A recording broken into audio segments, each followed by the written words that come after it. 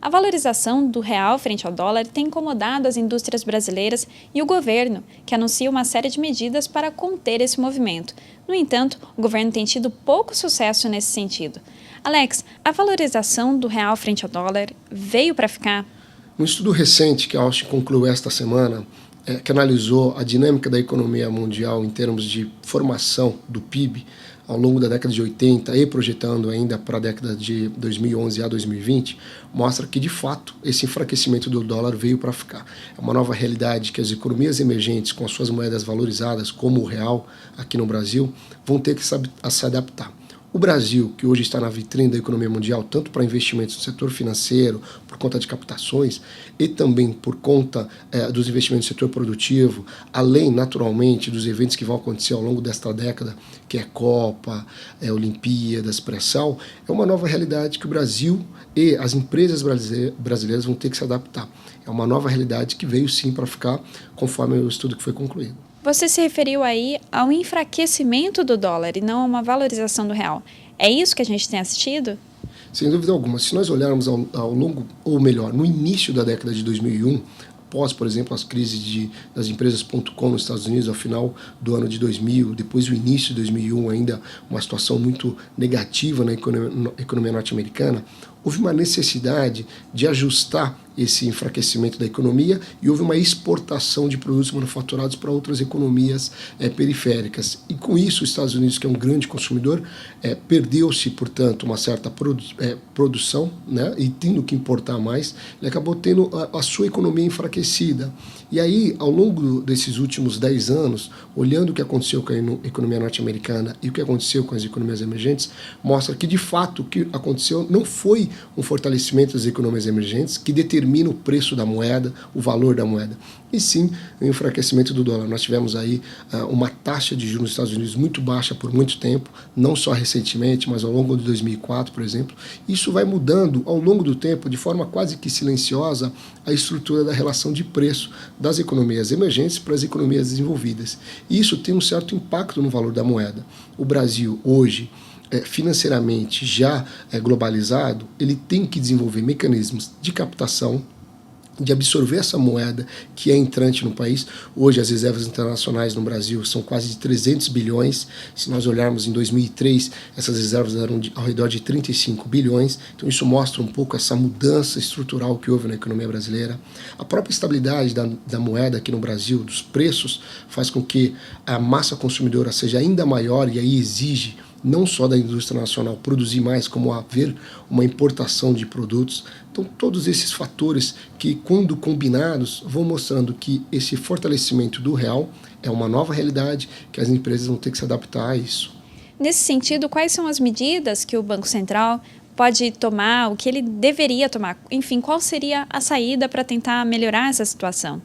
Não tem uma saída mágica para isso. São algumas ações que têm que ser realizadas ao longo do tempo, até porque, como é uma realidade muito nova da economia brasileira, até porque a estabilidade monetária tem apenas 15 anos, você precisa adotar algumas medidas, ver como que essas medidas foram adotadas, como que o mercado reagiu, como os agentes de mercado, os agentes consumidores reagiram a essas novas medidas e saber se elas precisam ser ampliadas, complementadas ou não. O governo tem adotado algumas medidas para controlar o câmbio, porém não vai ser suficiente essas medidas, até porque é uma mudança estrutural.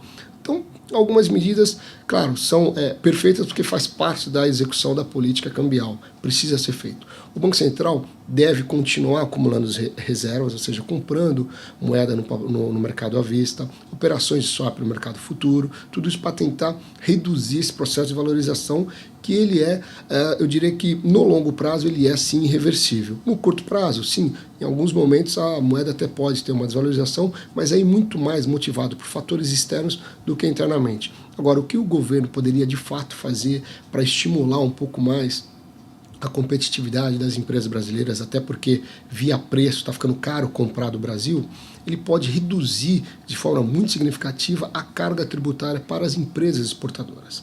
Ele reduzindo a fatia dele, ele consegue dar maior fôlego para as empresas. O preço, por conta do câmbio, que já está bastante valorizado, não deve mudar, pelo contrário, deve piorar ainda mais. Então ele consegue, de outra forma, reduzindo a carga de impostos. Isso dá maior competitividade para as empresas brasileiras que vão continuar investindo. Caso contrário, o que pode acontecer ao longo do tempo é um falecimento gradual de algumas empresas e setores importantes na economia brasileira, principalmente na área de manufaturados, que o Brasil ainda não é tão competitivo como há, por exemplo, na exportação de produtos básicos e produtos de matérias-primas. Agora, você citou uma redução dos impostos, ações que partiriam do governo para tentar melhorar a situação da indústria. Caso não aconteça isso, levando em consideração o cenário que nós temos hoje, qual seria o futuro da indústria brasileira? Olha, há como competir. Se o governo não contribuir reduzindo a carga de impostos, as empresas, e aí não precisa até esperar o governo agir, as empresas elas têm que se adequar a essa nova realidade. Elas precisam reduzir margens de ganho.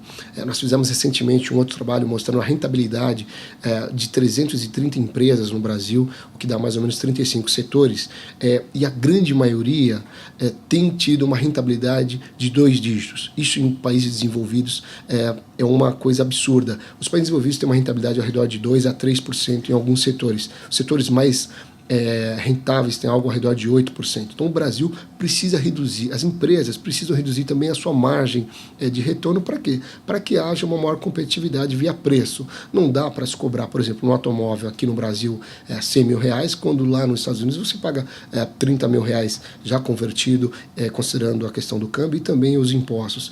Então essa questão da margem de retorno é algo que hoje ainda é muito grande no Brasil e que precisa ser adaptado a essa nova realidade. Por exemplo, em 2002, quando houve aquela max desvalorização, que o real chegou a quase R$4 por dólar, as empresas aproveitaram muito, mas não investiram em ganho de produtividade, em modernização do parque fabril, do parque produtivo. Isso precisa ser feito, ou então não há outro caminho a não ser o falecimento dessas empresas. Eu acho que isso ainda é um cenário um pouco negro para acontecer na economia brasileira. Eu acho que desindustrialização ainda não é o caso. Seria um exagero?